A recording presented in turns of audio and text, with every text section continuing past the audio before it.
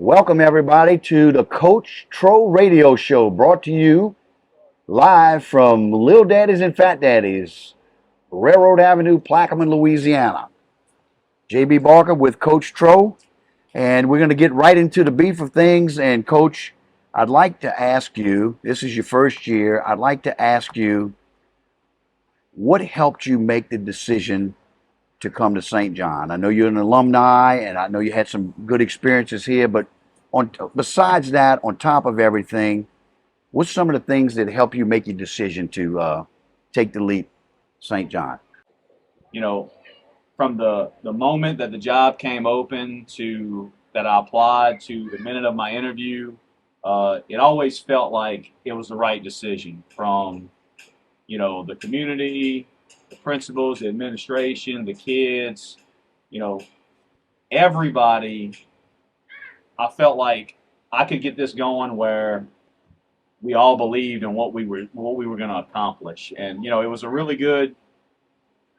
I'm not gonna lie to you, JB. When I went on the interview and I walked down the hallway, and all it took was the smell of the building, and I it brought back understand. so many I memories. totally understand You that. know, I mean, looking at the walls, and it still looks the same. And for so long I kept up with the program, and deep down I was pulling for them, and I knew eventually it would be my time. I just wasn't sure when, and it just seemed like when I was at Zachary, we won a championship.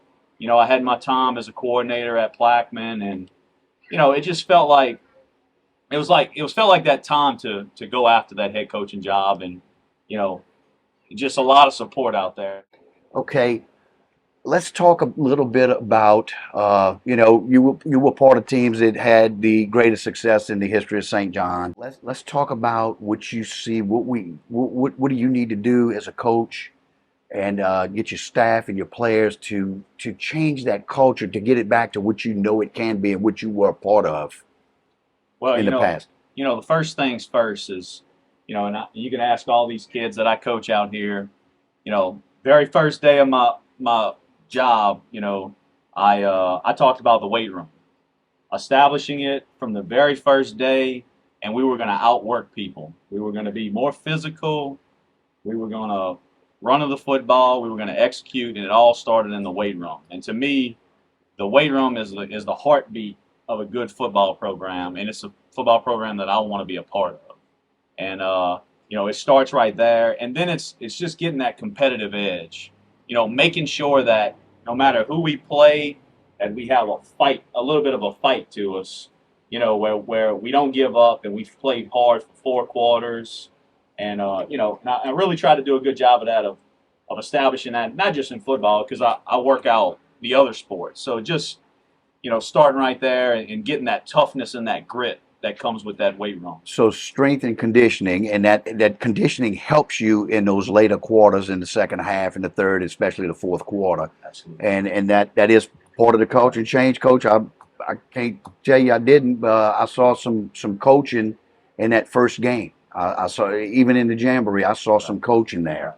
Um, let's talk about some of the things that you had a reputation for, and you passed at as a coordinators in Plaquemine and at Zachary, was your development of your players. I see you got 7 seniors. You got those guys. We'll get into those later. Only 4 juniors, 8 sophomores, but you got 17 freshmen on the team. So you had a reputation for developing your players, your position players that you coach. Let's talk a little bit about player development, because I think that's important too, because you keep it moving. Right. It's so great. Our 7 seniors, it's a really good core group. They love each other, and they've done a real good job of help leading the younger kids.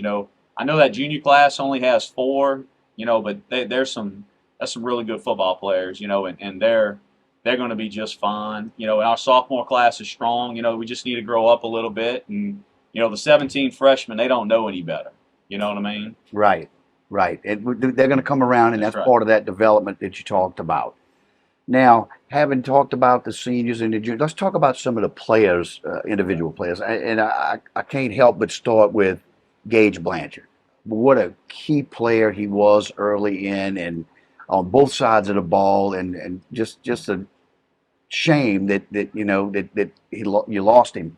Let's talk about him, and then what you have done to uh, have people try to fill that. That's big shoes to fill. Don't get me wrong, big shoes to fill. Yeah. But let's talk about that. It's a tough way to go down. You're starting quarterback. He got hurt in doing a practice drill. And it was one of those freak accidents. And he came a long way from where we started to where we were now, and he was doing a good job of commanding the offense. And I'm gonna tell you, he made some tackles in that Hanson game that I was really really impressed with. And when he went down, we kind of had a talk with the team about, listen, we got to have Gage's back, and so we handed the keys off to Tyler Edwards, and sophomore, young guy, 100 pounds, but he plays like he's 200. He has a lot of heart, and he's been doing a really great job for us. And you can see as we're going, he's getting more and more confidence. One thing I know about Tyler is I remember when I first took this job, watching him on that basketball court, and running around on that court, you could see that confidence. Yeah, okay. Confidence. You could see that confidence. And I'm noticing the more he's playing quarterback, the more confident he's becoming, and he can only go up from there. And I know Tyler, he's a good kid, but what I'm seeing, and I'm glad to hear that, because my first thought would be you lose somebody the caliber of Gage Blanchard, and the team sometimes, he's a leader, he's a senior, he's a phenomenal athlete on both sides of the ball. They could have just turned and put their heads down and went down, but they didn't do that. Right. And you got sophomores like Tyler Edwards stepping up. Speaking of Edwards, Michael Patrick Edwards.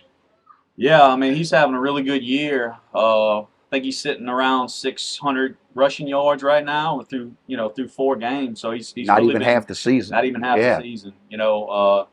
He's pretty sure he's leading the team in interceptions. He's been playing really well, and the guys really rally around MP. Okay, and Jackson Walker on the other side of the ball and stepping up. Right. So for Gage. So we had another senior, Gage Landry. Gage came in. He was doing real well. He actually got injured. And I was very sad to see that he got injured. But we had to shuffle some pieces around. But Jackson Walker's been doing a really good job of stepping up, and he's done pretty much everything we've asked him to do so far. He's getting better every week. That's good. All right, let's go to the next one. You got one that's he can play guard, he can play linebacker, he can play other positions. It's Cole Markins. Yeah. So, the funny thing about Cole is,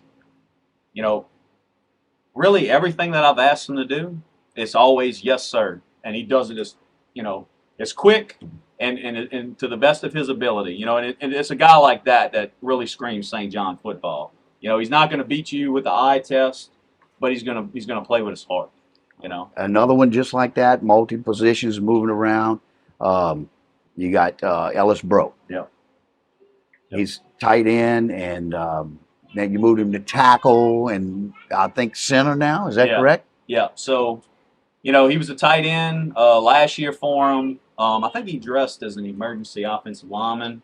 But just looking at our numbers, I felt I had the conversation early with him in order to help the football team the most playing offensive line. And, most of the time, I've been doing this for 10 plus years, and most of the time when you ask a skill position to play offensive line, you always get some type of pushback. Right. But that's not Ellis. He looks like a tight end, Coach. He looks like a tight end. He does look like a tight end. He does look like a tight end. But you know what, JB, he's been doing a great job.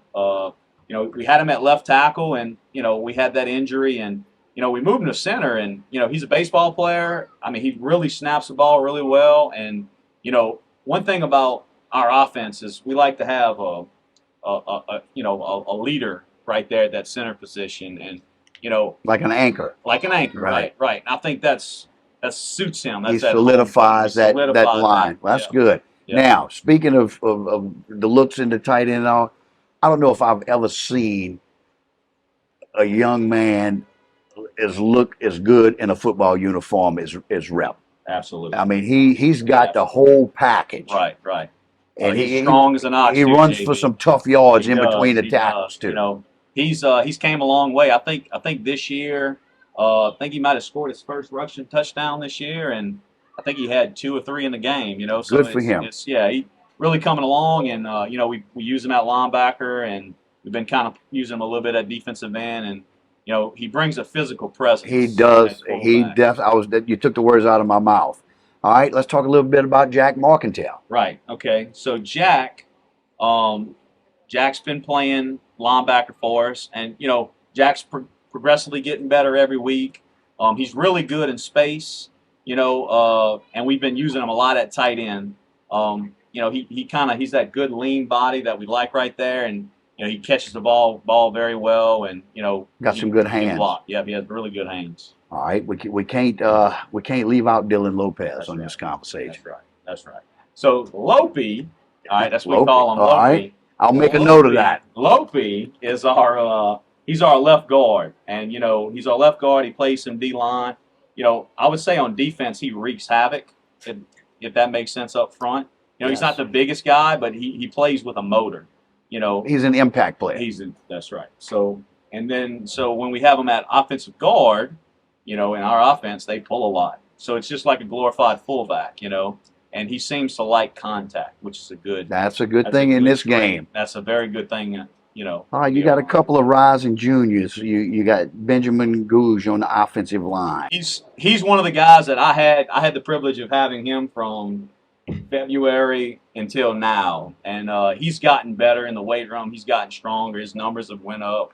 He's really doing a great job, and he's anchoring down that right tackle spot, and he's really physical at the point of attack. And he plays on the D line. He's been doing the same thing on the D line. Let's talk about this wing T. Okay, wing T, if I'm not mistaken, comes from Delaware State. It's originated. That's right. So if we look in the dictionary and they say wing T, we might see the picture of Caden Cannella next to it. That's right. So when you watch Caden Cannella run the football, that's what a wing T running back. He's just so quick, jump cuts and goes. He had some really good runs against Highland Baptist that keeping them shoulders square, and he's been doing a good job of blocking and catching the ball out the backfield for sure. But he's been doing great. Okay, this next one I just left his dad doing some work. Jaron Primo. He's defensive. He's lights out. That's right. You talk about an anchor on offense. Well, we got an anchor on defense, and to me, it seems that he's that anchor at the nose guard position. That's right. He's not the tallest guy, but he's short, he's stocky, and he's strong. He's a top 10 guy in the powerlifting, and I think one day he hit 405, and I don't think I've heard that the weight room get as excited as we did for that. The kids kind of rallied around him, and he's kind of the guy that, when we talk about weight room culture and stuff like that, he's a guy that I'm expecting, long past this season, that he can help me continue building and step that weight up room and lead keep that threshold at a high bar. That's right. That's right. Well, and also not to mention that he plays on the offense as well. That's right. That's right. He's all right. We got a couple of sophomores. We mentioned one a little bit earlier. He comes in, steps up at quarterback, Tyler Edwards. Yeah. You can't say enough about a sophomore stepping up, really not knowing. You always one play away. You know that, you coach. I'm sure you tell them and just browbeat them in the head, hey, you're one play away from having to go in this game. But Tyler Edwards has really stepped up his game. Yeah. He's done everything we've asked him so far, and we need to continue to build on that. And, when the transition first happened, I really felt like the O-line kind of got together and said, hey, we got his back, and you could kind of see. And he needs that. Yeah, he needs absolutely. And not just the O-line, but the running backs, the receivers, everybody, and we kind of rallied around towards him, Okay. So another sophomore, Dalwin Baloney. Right. So Dalwin, basketball player, we have him playing receiver, he's made some great catches. He had a touchdown catch against Central Private. He had a couple the other night. He's really came a long way. He's just a big physical presence out there at receiver. Okay, and sophomore Nathan Burley. I had the opportunity to watch him in 7th and 8th grade play. You could see he had a nose for the football, especially on defense. But he played fullback in that era. Now he's in high school. He's got a year under his belt. What's your thoughts on Nathan Burley? Has just quietly gotten better every week at linebacker. You know, he always seems to find the football at linebacker, and you know, hard on him at the beginning, and I just feel like as we've progressed, he's just gotten better every week. You know, and he also shares the load back there at fullback, and he's another big guy that you know, tough to bring down, and in that fourth quarter when we're trying to wear that team out, you know, that's what we want. We want a big physical presence back there. All right, a couple of freshmen I'd like to mention is we got Daniel Bro, Right. who's a younger guy coming up, not quite as big as his older brother, but hopefully he'll get there. Ahmad Wilson, he's going to be a player for you, Coach. Yep. He's a freshman, and also Patrick Bush. Sure. He's super athletic. Right. In my book, you know, from my vantage point, he's got some moves on him that that you don't generally see from a freshman. Right. You know, those three guys you named, you know, they really have stepped up. You know, a lot of them, you know, one of them is playing because of an injury, but you know, he's done everything we've asked him to do. You know, Ahmad got to play a little bit last year as an eighth grader. He suffered an injury, so he didn't get to play much, but you know, he's progressed, and you know, he's been doing a real good job. Well, that's good. I want to remind everybody before we take this little break that all the food that you're buying, 10% of the proceeds will go to not just St. John, but St. John football. So we appreciate that, everybody, Fat Daddies and Little Daddies. And we'll be right back after this timeout. Welcome back. Fat Daddies, Little Daddies, Coach Tro Show. We have with us now Coach Chris Shakesnotter, who is the defensive coordinator. So he's on the defensive side of the ball. He has total control, and he gets all the credit when things go good, and he gets all the blame when things don't go so well. So, Coach, welcome to the show. Tell us a little bit about yourself. We were talking earlier during the break. You're from Hanson. We have a history of Hanson, probably maybe the best football game ever played at the Copac Field. St. John 28, Hanson 29 in the quarterfinals, and Hanson went on to win the state championship that year in 1976. Well, I'm happy to be here, and yes, I did go to Hanson, and of course I know the legends that you talk of from Hanson that won the state championship, small town heroes. But I went to Hanson, and then from Hanson I went and played college ball in Kansas, and found my way back home, and now I'm in Plaquemine. Well, good. And don't you have a similar feel, Plaquemine with Franklin? Oh, absolutely. Hometown school. Absolutely. It's a Catholic school. Hometown school, a family school. You know, the community really rallies around you. Good Catholic faith school, and it's a big part of the school. All right, Coach. Briefly, let's talk about you got here. You got in charge of the defense. And what did you have compared when you got here compared to where you are now? We talked a little bit in the first segment about the development of players, and you can see the defense steadily getting better and better and better. Well, you got some good scores on your side too. One of the biggest things was the kids getting to know me, and me getting to know the kids. You know, they needed to learn the terminology that I used, and it took me a while to figure out what the kids do well. You know, because each kid's going to do something better than the next, and you always want to put them in a situation to where they can be successful. And absolutely. I think as the season's gone on, I've been able to figure out who does what well, and I've been able to put them in better situations. So you made some moves during the season to get people, or during the off season as well? We've made some minor adjustments. We really haven't jumped ship. We're just doing, you know, minor tweaks here and there to get us in a better position. Yeah, that's just like any business. You want your people in the best position to be successful. Absolutely. All right, Coach, what do you what's your take on things for the future of St. John defensively? Let's just stick with the defense. Okay. Well, defensively, we're gradually adding new things in week by week.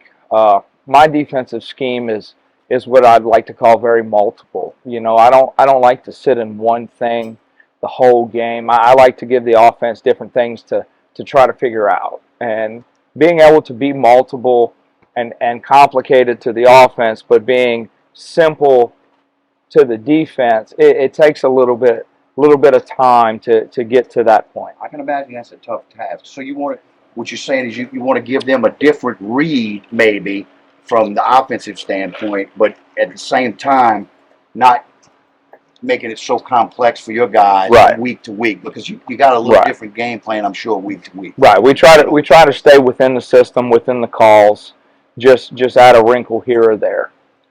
Well, Coach, defense has really been a big part of success, in my opinion, so far. Eagles 3-1, and got a chance to go 4-1 this week, which would be huge, and in the record books for the St. John Eagles. And these guys have given you all, as Coach Trox talked about, everything that you all have asked of them, that they've responded at this point. Oh, absolutely. I've put in a game plan each week, and each week they go out and they execute it, and you know they fight to the end. We play with a motor, as Coach said earlier, and it just all comes down to execution. You know, we try to put them in a position to be successful, and they go out and they make the plays. All right. Coach, we appreciate your time. Coach Christian, the defensive coordinator for St. John Eagles. We're going to take a quick timeout. We'll come back to close the show with Coach Tro, and we'll ask him a little bit about his game plan for the week coming up. All right. Welcome back, everybody. Fat Daddies, Little Daddies for the Coach Tro Show. And we're going to do our final segment. We're going to talk a little bit about homecoming. Coach, let me ask you. Homecoming at St. John has been a tradition for the ages. It is really a special week in the school with all of the students participating. Do they still decorate the halls and do those kinds of things, a parade? And Yes. They do decorate a thing called yard cart. They've been doing it since I was in high school. They take a lot of pride. A lot of school pride goes into that. You can definitely tell they worked really hard on it. They decorate the hallways, and they do little class competitions and dress-up days. And I also noticed that some of the students, they decorate some of the trees in some of the people's yards. That's you know? yeah. That's been a tradition for a long time. Very long time. All right, Coach, let's get right to it. Let's talk about your upcoming opponent this week. Okay. And your scouting report, and not give away your game plan, but just about the opponent themselves, and which you have to do, and what guys on the field have to do to be successful. Okay, so first of all, we're playing Houma Christian. They're a 2A program. They beat St. John last year. They also have a new coach. You could definitely tell on film that, you know, they're coached very hard. They play very hard. They're a really good football team.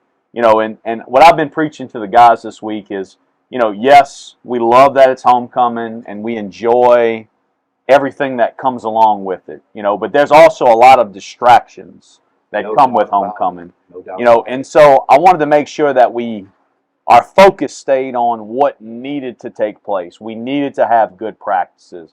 We needed to make sure we stayed hydrated. We needed to make sure we eat right, you know, and not to say, you know, that those things with homecoming, they're still important, but, you know, we can't forget what we're trying to do. Right, you got to take first things first. Now, Coach, I've heard through the grapevine that you may have had a couple of the best practices you had all year this week. Is that true? Yep, we had a really good practice Monday and a really good practice today, and, you know, I'm hoping that continues throughout the week. Well, keep it up, guys. All right, Coach, we're gonna end the segment. We got a couple of questions from the audience. I'm gonna have to put on my glasses. What were your expectations coming into St. John, coming from a 5A school to an A school? And you played here, so you knew some of them. Where are we now, and how do we stand? And we may have to take a break. We're going to take a train break. You know, when we started the season, I didn't put much focus on the end of the season. You know, I find sometimes we worry too much about the result and not about the present. So, you know, the philosophy we adopted as a football team is we're taking it one game at a time. Right now, our only focus is on Houma Christian. As far as where are we now, you know, yes, we would have loved to beat Hanson. You know, it didn't happen, but we're not going to cry about it. We just trying to progress every week, you know, and if at the end of the season we can say that we're better now than we were at the beginning, you know, that's a win for me. You know, that's the goal is just trying to be better than how we started. And that starts by building each game at a time. You know, I'm not looking ahead in the schedule. We're focusing on one game at a time. All right, Coach, let me answer the last part of this question is how do we stand? We are 3-1. That's how we stand. Go Eagles.